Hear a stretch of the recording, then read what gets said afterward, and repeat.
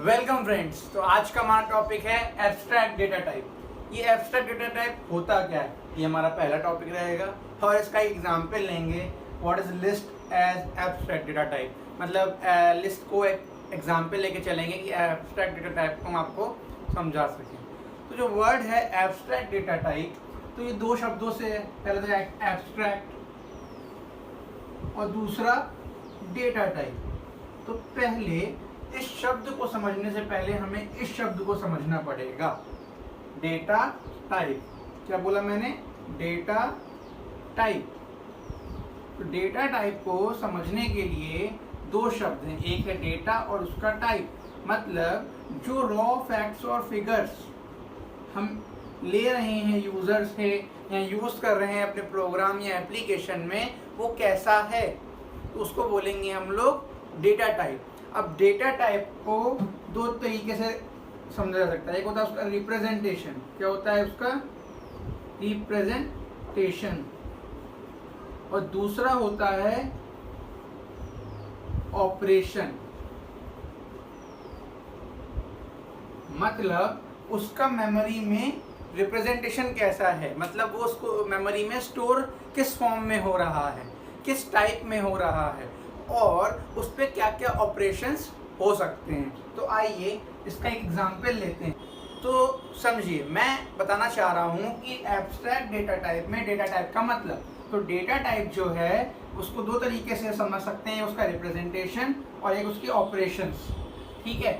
अब रिप्रेजेंटेशन मतलब ऐसे हमें नंबर्स स्टोर करने हैं। तो जैसे सी और सी प्लस प्लस या कई सारी प्रोग्रामिंग लैंग्वेजेस में जो हम यूज़ करते हैं वो यूज़ करते हैं मोस्टली इंटीजर। इंटीजर एक्स अगर मैंने ले लिया, क्या ले लिया? इंटीजर एक्स, तो ये मेमोरी में कैसे रिप्रेजेंट होगा, आइए देखते हैं। अब बेसिकली नॉर्मली सब जगहों पे मोस्टली कंपाइलर्स में जो इंटीजर होता है वो 2 बाइट्स का होता है, कहीं कहीं 4 बाइट्स भी होता है, पर हम 2 बाइट्स का एग्जांपल ले रहे हैं। जो 2 बाइट्स का होता है तो मेमोरी में रिप्रेजेंट कैसे होता है? 2 बाइट्स मतलब कितने बिट्स हो गए? 2 bytes is equal to 16 bits. मतलब इसका जो मेमोरी सेक्शन होगा वो 16 बिट्स में डिवाइडेड होगा। मैं 16 बिट्स का बना देता हूँ। 1 2 3 4 5 6 7 8 9 10 11 12 13 एंड सो ऑन।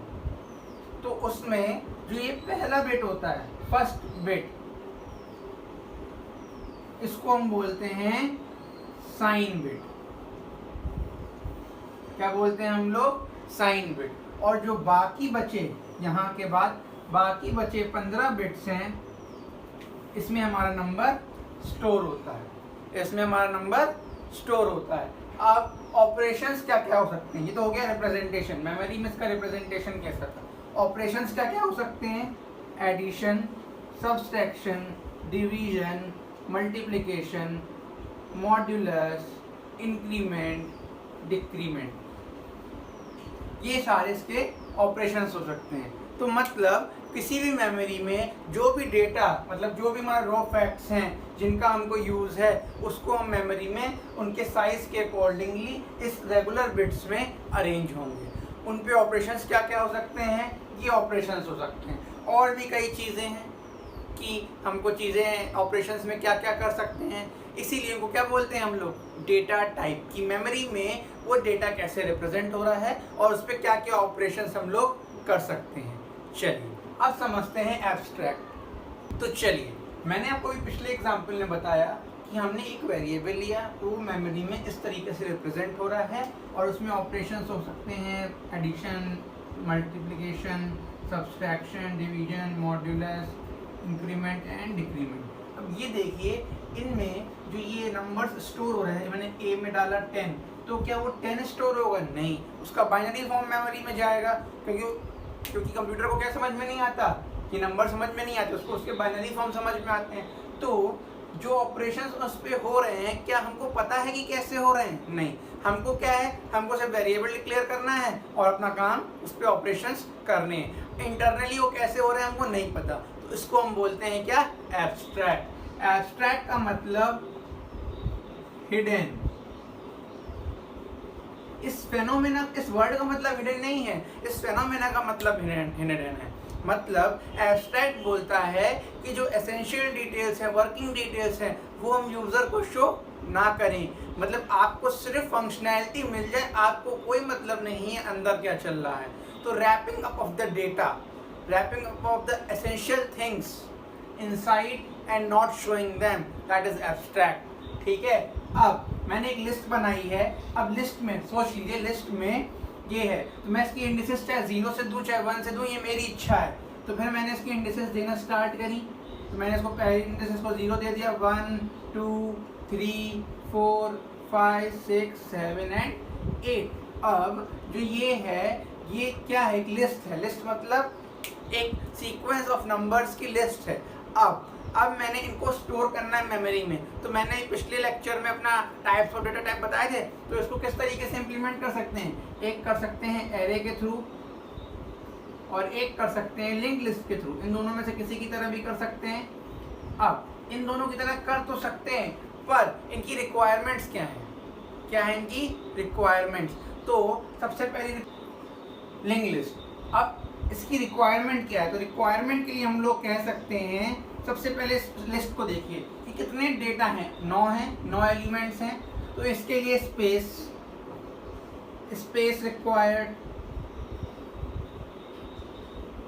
ठीक है।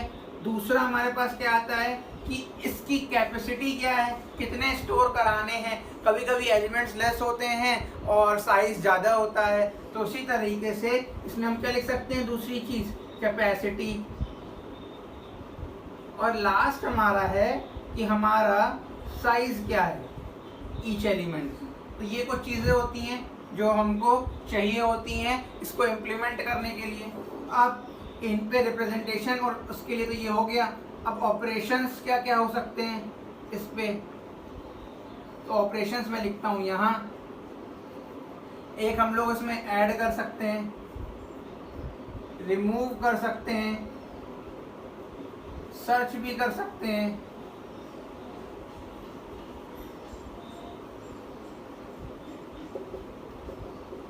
ठीक है। और भी कई सारे ऑपरेशंस हैं। मतलब हमारे पास इस लिस्ट में करने के लिए, रिप्रेजेंट करने के लिए हमको ये चाहिए, इन दो में किसी तरीके से भी मेमोरी में रिप्रेजेंट हो सकता है। इनका टाइप चाहिए, इसकी स्पेस रिक्वायर्ड चाहिए, कैपेसिटी चाहिए और साइज चाहिए। काम क्या कर सकते हैं, ऐड, रिमूव और सर्च। तो ये सब काम हम एक अपने डेटा टाइप में कर सकते हैं। अब होता क्या है, जो ये फेनोमेना एब्स्ट्रैक्ट होता है, ये होता है ऊप्स स्ट्रक्चर का। किसका होता है, ऊप्स स्ट्रक्चर का। मतलब object oriented programming. Object oriented programming में क्या होता है, आपको इन सब ऑपरेशंस की खुद कोड ना लिख के यूजर जो कंपाइलर बना होता है वो एक डेटा टाइप प्रोवाइड कर देता है खुद का। क्या, खुद का। कैसे, उस इन सारे रिक्वायरमेंट्स की क्या बना देगा, एक क्लास बना देगा। और क्लास बना के वो क्या कर देगा, आपको दे देगा। तो आप उसको एक डेटा टाइप की तरह यूज कर सकते हो। चाहिए, मैंने इसको नाम दे दिया क्या, लिस्ट। तो अब ये लिस्ट एक डेटा टाइप बन गया। अब मैं कोई भी वेरिएबल बनाऊंगा किस टाइप का, लिस्ट टाइप का, तो मैं लिख दूंगा लिस्ट एक्स। तो मतलब वो एक एक्स क्या है, कैसी है, लिस्ट टाइप की है। तो इसका ये क्या बन गया, ऑब्जेक्ट बन गया। इसीलिए हम कहते हैं इसको एब्स्ट्रैक्ट डेटा टाइप। चलिए लास्ट डेटा टाइप में हम लोग क्या क्या कर सकते हैं देखते हैं। तो चलिए अब मैं आपको बताने जा रहा हूं एब्स्ट्रैक्ट डेटा टाइप में लिस्ट के कुछ ऑपरेशंस। इन ऑपरेशंस को यूज करने के लिए हमारे पास कुछ नाम दिए गए हैं। इन नाम से हम क्या समझ सकते हैं कि ऑपरेशंस इन पे काम कैसे करेंगे। अब पहला ऑपरेशन है ऐड एलिमेंट। अब एलिमेंट का मतलब है कोई वैल्यू। ठीक है, जैसे मैंने लिखा ऐड 3, तो क्या करेगा, 3 अपने पास है तो एक नया नंबर 31 ले लेते हैं। तो ये क्या करेगा, यहाँ जाके 31 ऐड कर देगा। अपेंड का भी सेम काम, तो मतलब लिस्ट के एंड में वो एक नया एलिमेंट ऐड कर देगा। अब दूसरा है ऐड इंडेक्स एलिमेंट। एक पर्टिकुलर इंडेक्स पे अगर मुझको कोई डेटा डालना हो तो मैं लिख सकता हूँ ऐड, और मुझे जैसे 6th या 5th इंडेक्स पे डालना है तो मैं डालूंगा 5,15। तो ये क्या करेगा, सबसे पहले इसको यहाँ शिफ्ट करेगा, फिर इसको यहाँ, फिर इसको यहाँ, फिर इसको यहाँ, और जैसे ही ये खाली हो जाएगी यहाँ पे 15 5th इंडेक्स पे कर देगा। तो ये सब एक तरफ से क्या हो जाएगा, शिफ्ट हो जाएगा। ठीक, अब अगला क्या है, रिमूव। जब रिमूव कमांड चलाऊंगा और पर्टिकुलर इंडेक्स डालूंगा उसमें कि 6th इंडेक्स को डिलीट करना है, तो 6th इंडेक्स पे फिलहाल क्या है, 20 है। तो मैं जब ऐसे ही रिमूव चलाऊंगा तो इस इंडेक्स का जो एलिमेंट होगा वो चला जाएगा। रिप्लेस, रिप्लेस में दो चीजें हैं, या सेट कर सकते हैं। तो लिस्ट में इंडेक्स डालिए, मैंने डाला रिप्लेस 4th इंडेक्स विद 23, तो 4th इंडेक्स पे 86 को हट क्या हो जाएगा, 23। सर्च, अगर आपको कोई एलिमेंट सर्च करना है, 23 सर्च करना है, ये 2 बार आ रहा है, तो ये दोनों बार सर्च करेगा, ठीक है। और उसकी क्या रिटर्न कर देगा, आपको इंडेक्सेस रिटर्न कर देगा। पहले 12 सर्च करना है तो सर्च के अंदर डाल दीजिए 12, तो ये सर्च क्या करने लगा, 12 को पूरी लिस्ट में सर्च करने लगेगा। और आखिरी है सॉर्ट। सॉर्ट का मतलब होता है असेंडिंग या डिसेंडिंग में अरेंज करना। तो सॉर्ट कमांड चलाएंगे तो list ascending by default sort हो जाएगी। तो ये थे कुछ ऑपरेशंस हमारे लिस्ट के। अब अगला हमारा टॉपिक जो है वो है टाइम कॉम्प्लेक्सिटी। तो स्टे ट्यून्ड और पूरा वीडियो देखने के लिए शुक्रिया। इस चैनल को लाइक, सब्सक्राइब और शेयर करना बिल्कुल नहीं भूलना।